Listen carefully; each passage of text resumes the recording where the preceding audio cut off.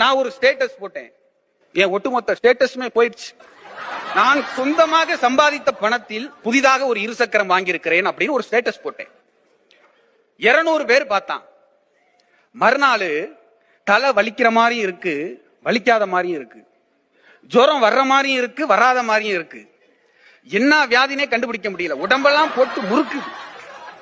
டாக்டரை போய் பார்த்தேன், மருந்து வாங்கி சாப்பிட்டேன், சரியாகல. எங்க பாட்டி துண்ணூறுலாம் போட்டுச்சு, சரியாகல. எங்க ஊர்ல உள்ள ஒரு பூசாரிட்ட போய் வெத்தலையில மை போட்டு பார்த்தேன், அதுலயும் ஒண்ணும் தெரியல. இருந்தாலும் அவர் இது மாதிரி பல கேஸ பார்த்திருப்பாரு. ஸ்டேட்டஸ் போட்டதுக்கு அப்புறம் தான் இப்படி ஆயிருக்கு. 3 minutes அகோல ஒரு சொந்தக்காரன் ஒருத்தர் பார்த்திருக்காரு.